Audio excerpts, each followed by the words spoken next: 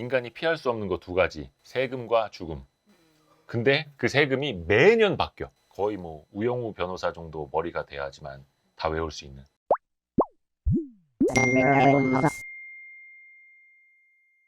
세법 개정안, 뭐 세제 개편이나 여러 가지로 부르는데 세금 제도가 세제예요. 매년 12월 2일까지 국회에서 예산안을 통과를 해야 되잖아. 그래야지 다음에 예산을 쓰니까 그 예산안이 이제 국회에 올라갈 때 세법 개정안도 예산안이랑 같이 들어갑니다.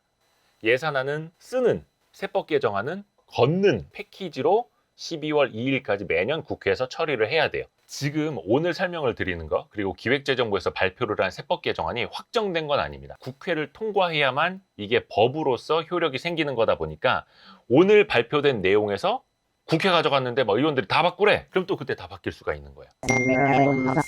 여행 다니시는 분들, 특히 이제 면세점 이용하시는 분들 많은데 그 한도가 $800까지 풀립니다. 지금까지는 기본 면세 한도가 $600 이하였고 요거 넘어가면은 요거 신고해갖고 해야 되잖아요. 세금 더 내야 되잖아, 관세. 근데 이제 $800 이하로 좀 폭이 커집니다. 그리고 술은 원래 한 병 사왔잖아. 근데 2병까지 가능합니다. 근데 이제 리터로는 2리터까지 좀 확대가 되는데 금액은 $400. 400달러 이하로 똑같습니다. 금액은 변함이 없고 대신에 싼 술 2병. 그러니까 무거워지는 거예요. 기존에 비싼 술 한 병 사왔다면 이제 싼 술 2병. 자, 중요한 거. 모든 주식 투자자에게 적용이 되는 내용입니다. 이거는 금융투자소득세.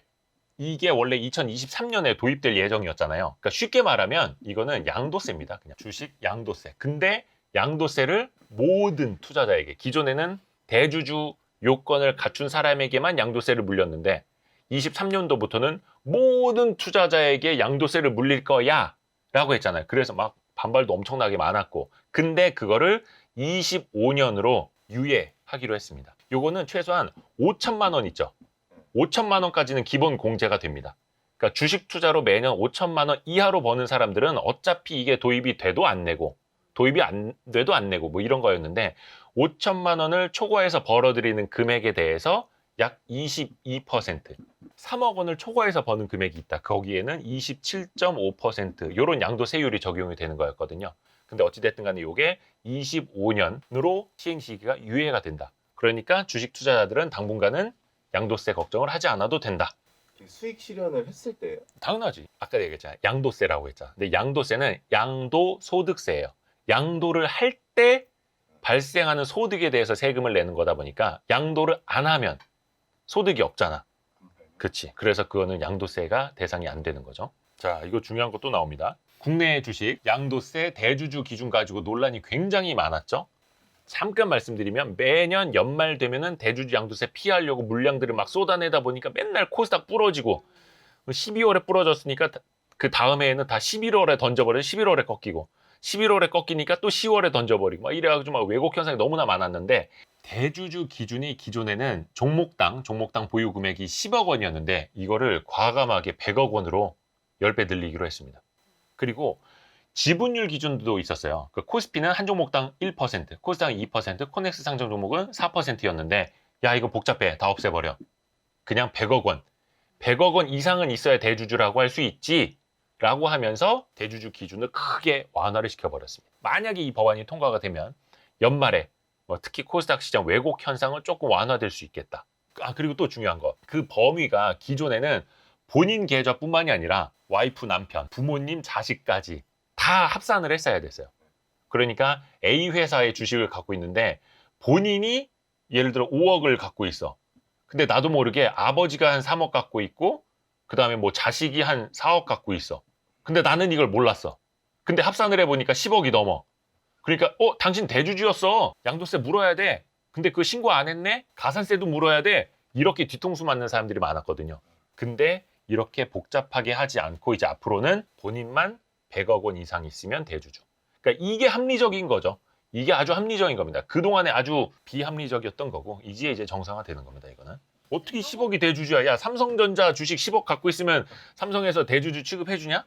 원래 증권거래세를 빨리 내려주고 금융투자소득세, 즉 양도세를 전면 과세하겠다. 이게 문재인 정부의 방침이었는데 이제 반대로 가는 겁니다. 즉 금융투자소득세, 즉 양도세 전면 과세를 시기를 유예하고 양도세 기준도 완화해 주는 대신에 증권거래세를 인하하는 시기는 늦출 거야.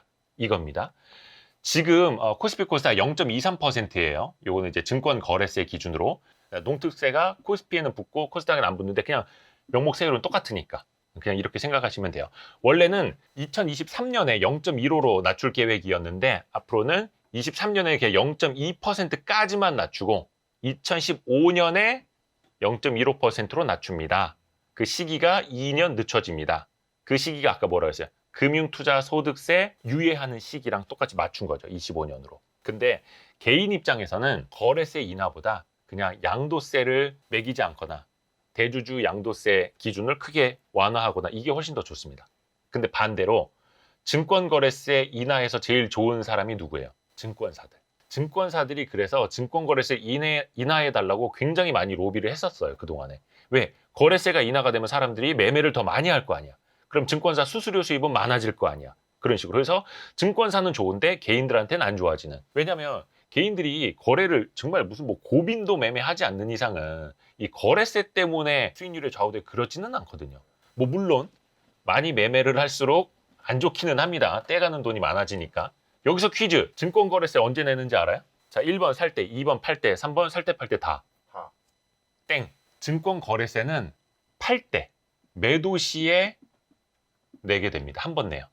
근데 증권사 거래 수수료 있죠. 거래 수수료 언제 내게? 살 때 팔 때 다.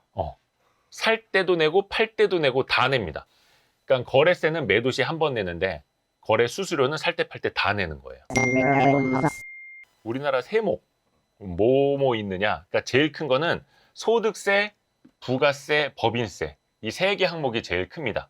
법인세는 뭐예요? 기업들이 벌어서 내는 돈. 부가세는 뭐예요? 우리 소비할 때 무조건 10% 붙는 거 있죠. 그러니까 소비가 많아지면 부가세가 많아지겠죠. 소득세는 뭐예요? 근로소득세, 뭐 양도소득세, 각종 소득세. 그래서 많이 벌거나 사람들이 많이 뭐 팔아서 남기거나 하면 이 소득세가 커지겠죠. 그러니까 비중은 25, 16, 16 정도가 돼요. 비중은. 지방세. 지방세는 그거예요. 자동차세 같은 거 있죠. 그걸 이제 지역에다 내게 돼요. 자기 지역의 지자체에다가. 아니면 이제 주택 보유세 같은 거 있죠. 그런 거를 지방에다 내게 됩니다. 대부분 세목이 한 10% 정도. 예를 들어서 어떤 세율이 한 10%다. 그러면 거기에 10%를 지방세로 이렇게 붙여놔요. 그러면 요 세율은 실질적으로는 11%가 되는 거죠. 지방세 10%가 붙어 있어서. 그렇게 해서 요거는 떼서 지방자치단체들에게 주는 거예요. 제일 중요한 게 법인세입니다. 왜요? 투자하잖아요.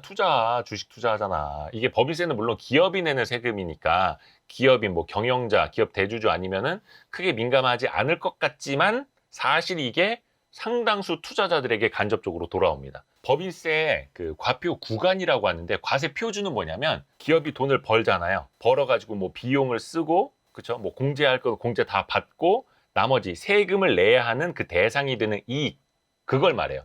그걸 이제 과세 표준 줄여서 과표라고 하는데 하나, 둘, 셋, 넷, 네 구간이 이제 세 구간으로 바뀝니다. 그리고 여기가 없어져 버렸죠. 바로 3천억 원 초과하는 과표에 25%의 가장 높은 세율을 매기던 게 없어지고 최고 세율이 22%가 되는 겁니다. 그리고 과표 구간이 200억 원을 초과하는 모든 기업들에 대해서는 22%만. 그러니까 실질적으로 어때요? 돈 많이 버는 대기업들이 가장 큰 수혜를 보겠죠. 25% 내는 게 아니라 22%를 내게 되니까. 그렇죠? 이해가죠? 그리고 약간 중소기업들에게도 좀 혜택이 돌아가게 돼요. 뭐냐면 그동안에는 2억 원을 초과하게 되는 과표를 버는 그 기업들에게는 20%의 세율이 적용이 됐는데 이제 한 3억, 4억, 5억 정도 버는 회사들은 이제 10% 적용이 됩니다. 법인세가 거의 이제 반으로 줄어드는 효과가 생기겠죠. 근데 여기 이제 두 가지로 나뉘어져 있잖아요. 이게 뭐냐면 5억 원 이하 버는 법인인데 야, 니네 거의 매출의 절반이 부동산 관련 소득이야? 그리고 대주주가 한 50% 초과해서 보유하고 있어? 주사업이 부동산 임대사업이거나 부동산 관련 이자 배당이 매출액의 절반 이상일 경우에는 야, 니네는 10%로 안 해줘. 너네는 20% 내. 부동산 관련 법인일 경우에. 그래서 부동산 왜 다주택자들 법인 세워가지고 이렇게 하는 경우도 있잖아요. 그분들은 5억 원 이하를 벌더라도 세율은 20%가 좀 적용이 된다. 법인세 최고 세율이 25%에서 22%로 낮아진다고 했죠. 물론 국회를 통과해야만 확정이 되는 겁니다만, 근데 이거를 윤석열 정부에서는 정상화라고 쓰고 있습니다. 근데 앞서서 문재인 정부 때는 22%였던 법인세 최고 세율을 25% 높였거든. 그러면서 정상화라는 표현을 썼어. 문재인 정부 때는 이명박 정부가 법인세를 낮췄으니까 우리가 다시 그 전으로 돌리는 거야. 그래서 정상화야 라고 했고, 윤석열 정부에서는 문재인 정부가 높였으니까 우리는 다시 박근혜 이명박 정부 때로 돌리는 거야. 그래서 정상화야. 이렇게 여기도 정상화, 저기도 정상화. 그래서 우리나라 그 법인세 최고 세율의 역사를 보면은 돼요. 요거는 한국투자증권 자료를 가져온 겁니다. 시간이 지나면서 추세적으로는 법인세가 인하가 되어 온 게 맞아요. 여기 나오는 숫자는 지방세가 포함된 거예요. 세금을 매길 때 복잡한 것보다는 단순한 게 좋아요. 2010년까지만 하더라도 이 두 개의 구간이었어요. 그러니까 1억 원 이하, 1억 원 초과이거나 2억 원 이하, 2억 원 초과이거나 이렇게 세율이 단순했거든요. 구간이. 근데 그게 2012년도 되면서 3개의 구간으로, 이후에는 2018년부터는 4개의 구간으로 이렇게 막 쪼개졌었어요. 3천억 원을 초과하는 법인에게 25%의 높은 세율을 매기려다 보니까 이 구간이 더 막 많아지고 막 이랬던 거거든요. 이제 앞으로는 한 3개의 구간으로 단순화될 수 있다. 중요한 거는 명목세율이 아니라 실효세율이에요. 어렵지? 그러니까 기사에서 그냥 명목세율 대비 실효세율은 얼마 이러면 어려워. 그게 아니라 명목세율은 자, 우리가 25% 받을 겁니다 라고 하는 거야. 근데 실질적으로는 17%만 받아줘. 이게 실효세율입니다. 그러니까 많이 공제를 해주잖아. 우리 소득공제 하잖아. 또 세액공제도 받잖아. 말로는 25% 받을 거라고 하는데 실질적으로는 문재인 정부 때 실효세율은 떨어졌어요. 명목세율은 25%로 높아졌지만, 그러니까 기업들이 세금을 높인다고는 했지만 뭐 고용을 많이 하네, 투자를 많이 하네, 그러면 이거 빼주고 저거 깎아주고 할게 이러면서 실질적으로 실효세율은 낮아졌다. 이런 뜻입니다. 그래서 중요한 건 명목세율보다 실효세율이다. 그래서 기업들은 명목세율도 명목세율일 때 실효세율을 많이 낮춰주세요. 이런 요구들을 합니다. 방금 본 건 유한타증권 자료였고, 요거는 이제 한국투자증권 자료인데 이게 법인세 최고 세율이에요. 지금 이제 25%인 거고, 이걸 다시 윤석열 정부 때 이렇게 내린다는 거고 22%로. 근데 실효세율은 어때요? 비슷하게 가지만 문재인 정부 들어서 오히려 명목세율은 높아졌는데 실효세율은 낮아졌죠. 예, 겉으로는 막 법인세 최고세율이 이렇게 높아져 막 아우성을 치지만 실효세율이 낮아지면 기업들한테는 좋았던 거죠. 그래서 앞으로는 만약에 법인세 최고세율은 22%로 낮아지지만 공제라든지 그런 거를 좀 없앴어. 세금 깎아주는 걸 좀 없앴어. 이 실효세율이 다시 올라갈 수도 있는 거예요. 그러면 기업들한테는 명목세율은 낮아졌지만 실효세율이 높아져서 안 좋은 거지. 그러면 이제 우리나라 법인세가 과연 다른 나라 대비 높은 거냐 낮은 거냐 봐야 되잖아. 그러니까 G7 평균하고는 거의 비슷합니다. 요거는 이제 25% 기준으로 했을 때고, 근데 OECD 평균보다는 약간 높다. 그러니까 요거 가지고 뭐 한국경제연구원 뭐 이제 경실련 뭐 이런 데 좀 막 논란이 많이 있는데, 그래서 명목세율보다는 실효세율로 비교하는 게 더 낫다. 이런 지적들도 있고. 그래서 뭐 내가 무슨 뭐 대기업 경영자도 아니고 대기업 내가 무슨 최대주주도 아니고 그래서 나한테 무슨 영향이 있는데 이걸 봐야 되잖아. 그러니까 아까 얘기한 것처럼 최고세율 25%가 22%로 낮아지는 거는 과세표준 3천억 원을 초과하는 대기업이다 보니까 대기업들에게 아무래도 가장 큰 영향이 있을 거고, 법인세가 낮아진다는 건 뭐예요? 기업들이 남기는 돈이 많아진다는 뜻이잖아. 그 남기는 돈은 뭐예요? 향후에 또 투자를 하거나 주주들에게 돌려주거나 이런 투자와 배당 여력이 높아지다 보니까 주식 투자자들에게는 좋은 거죠. 자, 요거는 케이프 투자증권에서 손주섭 연구원이 분석한 내용인데, 상위 0.01% 기업 84개 회사가 우리나라 전체 법인세 중에서 약 36.4% 19조 5천억 원을 납부한다고 합니다. 그러니까 여기에 역설적으로 더 혜택이 돌아가겠죠. 법인세가 최고세율이 낮아지면. 그래서 손주섭 연구원은 약 119개 기업 정도가 법인세 최고세율 인하의 혜택을 보게 될 것이다. 이렇게 계산을 했고, 이쯤에서 막 뒤로 가기 버튼을 누르고 싶을 거야. 근데 중요한 거는 이제 앞으로 계속 나옵니다. 이 법인세 비용이 뭐 9.36% 낮아지고 코스피 순이익이 2.99% 증가하는 효과 나타날 것이다. 이렇게 계산을 했어요. 그리고 유효 법인세율이 3%포인트 하락할 경우에 코스피 200 기업 기준으로 당기 순이익이 약 4% 증가하는 걸로 효과가 나타날 것이다. 이렇게 이야기를 했어요. 다만 요거는 법이 바뀌어야 되는 거고 법이 바뀌더라도 2023년 기업들이 벌어들이는 돈에 대해서 법인세를 내는 것이다 보니까 그게 실질적으로 효과로 나타나기에는 다소간의 좀 시차가 생길 거예요. 그거 감안하셔야 됩니다.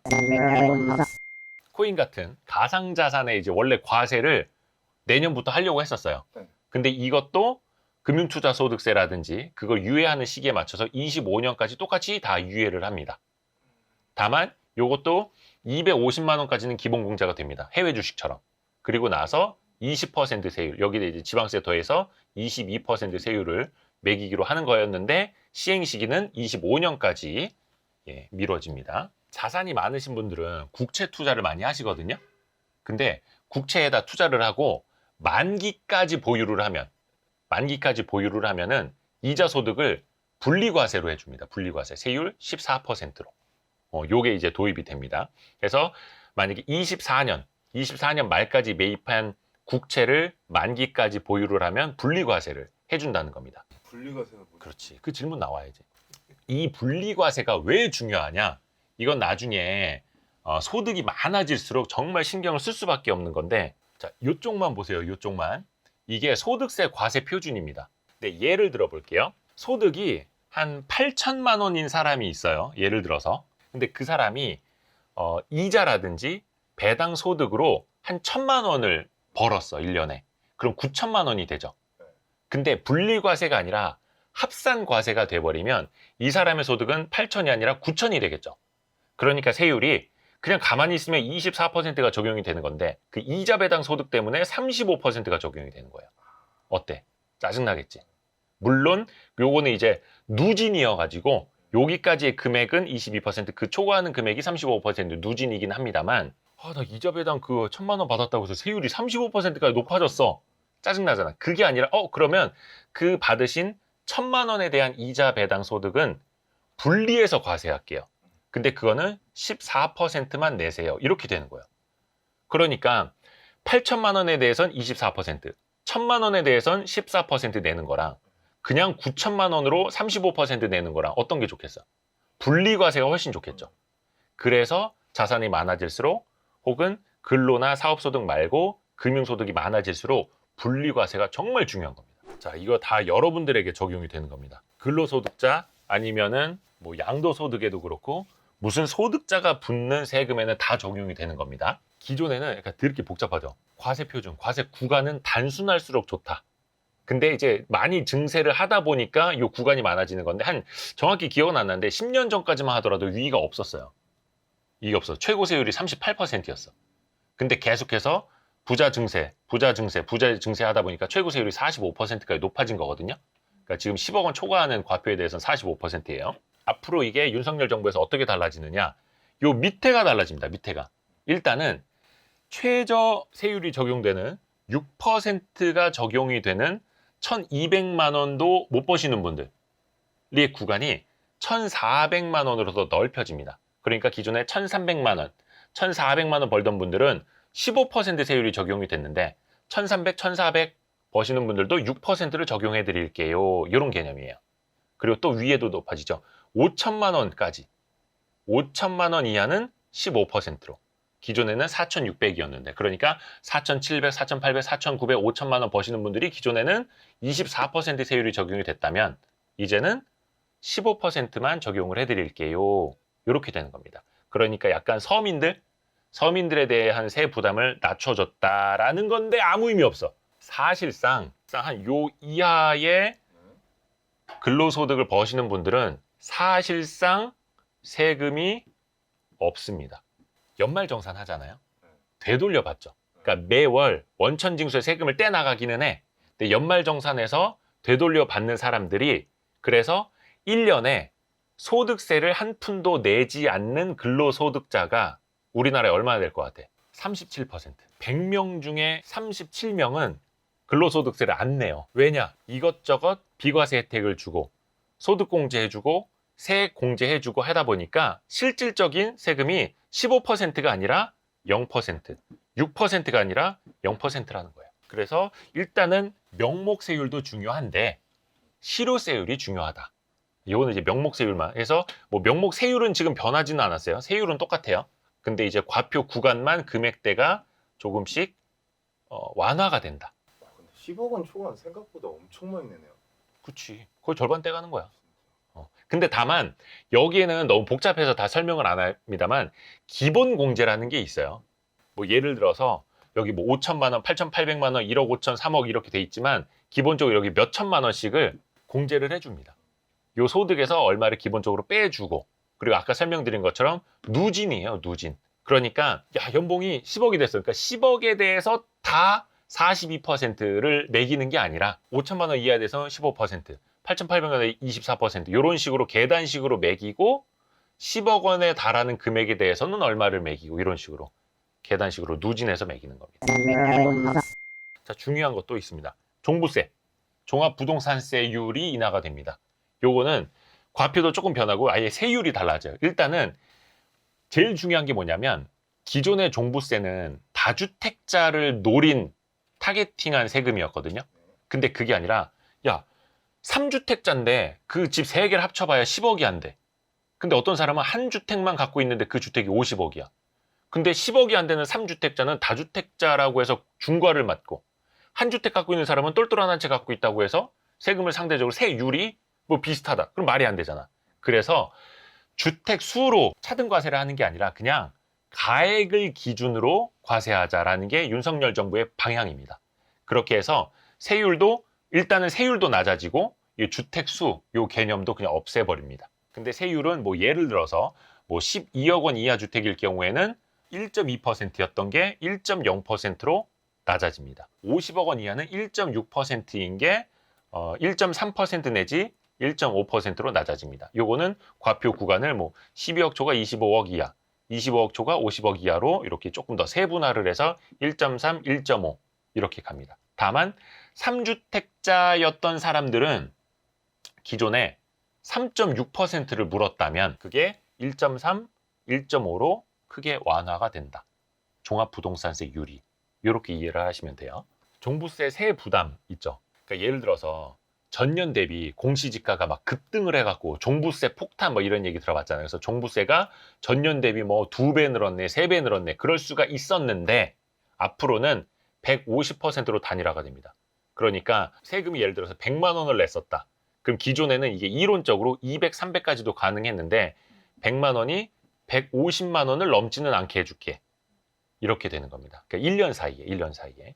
사실은 종부세도 기본 공제가 있습니다. 어떤 세금이든 간에 기본 공제가 있어서 그냥 뭐 9억을 초과한다고 해서 뭐 12억이 넘는다고 해서 다 그 똑같이 내는 게 아니라 특별 공제가 이제 도입이 되는데 물론 1주택자에 한해서입니다. 22년 기준으로. 자, 과표 산정할 때 기본 공제 금액에 그러니까 11억이 있었는데 거기에다가 한시적으로 3억 원을 추가로 공제를 해줍니다. 그러니까 어떻게 돼요? 14억까지는 기본적으로 공제를 해준다. 과표 산정할 때. 그러니까 어떻게 됩니까? 14억 넘지 않는 주택에 대해서는 사실상 종부세 부담이 없다. 이렇게 봐도 무방한 거예요. 근데 이거는 이제 명목세율이 있네. 명목세율.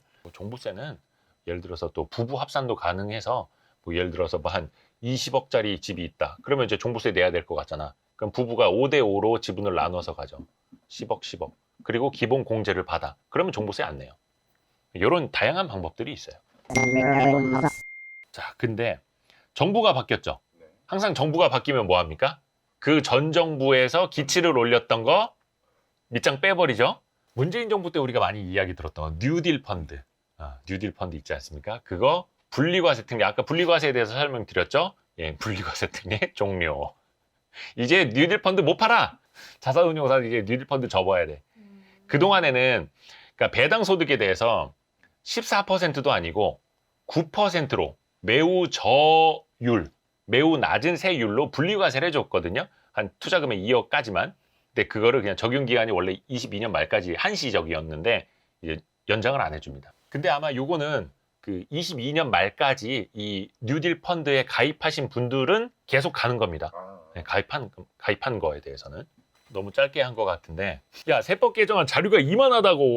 간단하게 상식적으로 아셔야 되는 것만 정리를 해드린 거예요. 최소한 코스피 기업들은, 그러니까 세후죠. 세후 순이익이 한 3% 내지 4% 정도 늘어나는 효과가 나타날 것이다. 곧 그 금액이 뭐가 된다? 기업의 미래 투자 재원이 되는 거고, 배당 가능한 재원이 되는 겁니다. 그러면 기업들은 뭐 어떻게 하겠어요? 이제 꽁쳐놔야지. 항상 위기 아니야, 위기. 대한민국은 건국 이래 항상 위기야. 그래서 항상 기업들이 많이 투자를 할 수 있도록, 투자를 많이 하면은 뭐 세액공제를 더 많이 해주고, 또 배당도 많이 하도록, 그렇게 해서 주주들도 기업의 이익을 많이 향유할 수 있도록 해서 배당을 많이 해도 그것도 뭐 좀 공제를 많이 해주고, 이런 식으로 같이 유도를 해줘야 됩니다. 그래서 제일 중요한 건 이거예요. 좋댔다고요. 좋아요, 댓글, 다른 영상 보기, 구독, 알림 설정 이렇게 해주시면 열심히 하는 와이스트릿이 될 수 있을 것 같습니다. 도와주십시오. 고맙습니다.